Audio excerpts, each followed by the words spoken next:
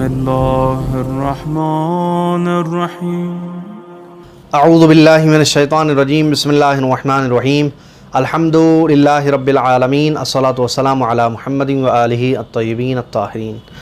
फ़िक़ही मसाइल का सिलसिला अल्हम्दुलिल्लाह जारी व सारी है। परवरदिगार इससे दवाम और मज़ीद तौफ़ीक़ात में इजाफ़ा फ़रमाए।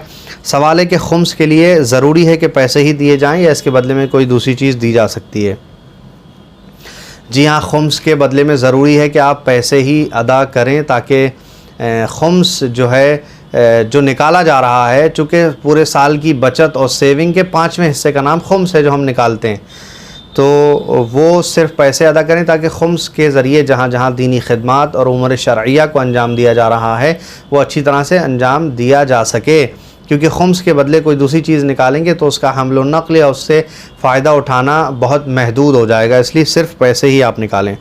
दूसरा सवाल यहाँ पे है, क्या जहेज़ पर खुम्स वाजिब है? जहेज़ में जो सामान हमें वालिदैन ने दिया था, घर में रखा है, अभी तक हमने इस्तेमाल नहीं किया और साल गुजर गया। जी, जहेज़ पे खुम्स नहीं है। सामान जो इस्तेमाल कर लिया या जो सामान इस्तेमाल नहीं किया उस पर खुम्स नहीं है। ये जो बात आती है कि साल गुजर जाए, ये हदिये के लिए है। किसी ने अगर आपको गिफ्ट दी है, कोई चीज़ तोहफ़ा दिया है, हदिया आया आपके पास, पूरे साल रखा रहा, इस्तेमाल नहीं किया, तो अब उसके ऊपर आपको खुम्स देना होगा। सवाल है कि नेवी में जॉब करना कैसा है? नेवी में दाढ़ी नहीं रख सकते और ट्रेनिंग के लिए ऐसे हॉस्टल्स में रहना पड़ता है जहाँ पे खाना हलाल नहीं मिलता, तो ऐसी सूरत में क्या किया जाए? सीसानी साहब ने फरमाया है हफ़िज़हुल्लाह, आगा फरमाते हैं कि ऐसी जगह पर जॉब करना आप के लिए जायज़ नहीं है जहाँ पर आप अपने मज़हब की पाबंदी न कर सकें। तो आप दूसरे ऑप्शंस तलाश कीजिए जहाँ पर आप अपने मज़हब की पाबंदी नहीं कर सकते हैं, ऐसी जॉब ना करें। अगर बच सकते हैं इसमें तो बचिए, नहीं बच सकते हैं और मज़हब की मुखालिफत हो रही है तो ये काम अंजाम मत दीजिए। हलाकत का काम करना कैसा है? दाढ़ी मुड़ना, बाल कटाना, बार्बर शॉप खोलना कैसा है? आगा के यहाँ बड़े सवाल इसके हवाले से हैं। सारे इस्तिफ़तात में आगा का यही जवाब है, एहतियात की बिना पर वाजिब है कि आप ना तो दाढ़ी मुड़ने का काम अंजाम दे सकते हैं और ना ही इस काम के करने पर उजरत ले सकते हैं। तो जाहिर सी बात है आप शॉप भी नहीं खोल सकते। अगर थर्ड पार्टी के ज़रिए भी आप ये काम किसी और के ज़रिए भी ये काम करवाएंगे तो पैसा आप तक आना है, लिहाजा तब भी आप नहीं कर सकते। सवाल है, ससुराल में शौहर के चचा या ताया भी महरम होते हैं जिस तरह जो है शौहर के वालिद यानी लड़की के ससुर महरम हैं? जी हाँ, लड़की के लिए उसके ससुर ही महरम हैं, उसके ससुर के भाई महरम नहीं हैं। उसके ससुर के भाई यानी चचा ताया जो सवाल है वो महरम नहीं है। रूही रिज़ी का सवाल है।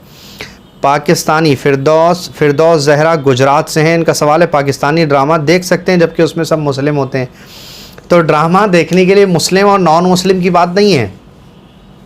हम जो भी मूवीज़ या जो ड्रामे जो सीरियल देख रहे हैं, टीवी पे जो भी चीज़ देख रहे हैं, हमें ये तय करना वो हिंदू हों या मुसलमान, इससे गरज नहीं।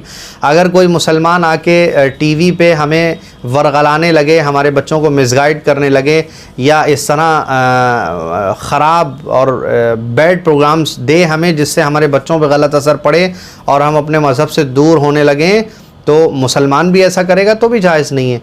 और अगर कोई मजहबी प्रोग्राम है, मजहबी प्रोग्राम से मुराद ये कि समाजियात की अच्छी बातें उसके अंदर बताई जा रही हैं, हमारे मज़हब के लोग अगरचे उसके अंदर नहीं हैं, उसके अंदर दूसरे लोग हैं, हिंदू हैं, गैर मुस्लिम हैं, लेकिन कोई ऐसी फहाशी नहीं है, कोई ऐसी मतलब उसके अंदर गाने नहीं हैं और कोई ऐसी चीज़ नहीं है जिससे हम बिगड़ जाएंगे, बच्चों पे गलत असर पड़ेगा। एक कोई सबक या कोई सीख देने वाला कोई ड्रामा या कोई प्रोग्राम है तो उसमें देखने में कोई भी हरज नहीं है। बस ख्याल रहे कि कोई भी ड्रामा या कोई भी मूवी देखना तब हराम होती है जब उसके अंदर या तो म्यूज़िक गाना हो जो कि हराम है, या फिर ये कि ऐसे सीन हो या ऐसी बातें हों या ऐसी चीज़ें हों जो बोली जा रही हों या दिखाई जा रही हों या डायलॉग हों जो हमें हमारे बच्चों पे गलत असर डाल सकते हैं, हमें हमारे मज़हब से दूर कर सकते हैं, जो हमारे मज़हब में जायज़ नहीं है, वो मूवीज़ या ड्रामे देखना जायज़ नहीं है। लेकिन जो इन तमाम चीज़ों से मुबर्रा और पाक हैं, ऐसे सीरियल और ऐसे ड्रामे देखने, ऐसी मूवीज़ देखने में कोई हरज नहीं है, वो चाहे मुसलमान ने बनाई हो या गैर मुस्लिम ने बनाई हो। नेल पॉलिश लगाना कैसा है? क्या नेल पॉलिश लगाने से नमाज नहीं होती? नेल पॉलिश लगाना, ये सैयद तनवीर फ़ातिमा मुंबई से इनका सवाल है। कोई हरज नहीं है नेल पॉलिश लगाने में, अगर आप ऐसी नेल पॉलिश लगाते हैं जो खाल तक आपके पानी नाखून तक पानी पहुंचने में रुकावट नहीं बनती, लेकिन मैं नहीं समझता कि ऐसी कोई नेल पॉलिश होती है। शायद मेहंदी है, मेहंदी लगाएं, जो नेल्स पे लगाते हैं लोग, वो पॉलिश का काम करे, आपके नाखून पे कलर लाए। लेकिन नमाज में चूँकि नमाज के लिए वज़ू करना है और वज़ू के लिए पानी अंदर तक पहुंचना चाहिए, उसमें रुकावट ना बने तो कोई हर्ज नहीं है। लेकिन अगर आपकी नेल पॉलिश आपके वज़ू करते हुए पानी अंदर तक नहीं पहुंचने दे रही है, रुकावट बनी हुई है, उसकी एक परत है, उसका एक जिस्म है, उसकी एक परत है नेल पॉलिश की, जिसकी वजह से पानी अंदर तक नहीं पहुंच सकता, तो ऐसी सूरत में आपका वज़ू नहीं होगा। अब वज़ू नहीं होगा तो बग़ैर वज़ू के नमाज नहीं हो सकती। तो यूँ सिलसिला है, इसलिए कहते हैं कि नमाज नहीं होगी नेल पॉलिश की वजह से। या तो ये कि आपने नेल पॉलिश लगाई, नमाज से पहले आप उसको छुटा दीजिए, तो ख़ुद नेल पॉलिश लगाना हराम नहीं है, लेकिन नमाज चूँकि वज़ू के बग़ैर नहीं होती और वज़ू नेल पॉलिश हटा के ही होगा, तो इस वजह से जो है वो मसला है नेल पॉलिश में। लेकिन अगर आप 1-2 घंटे के लिए लगा रहे हैं और नमाज का टाइम आने से पहले हटा देंगे तो नेल पॉलिश लगाना हराम नहीं है।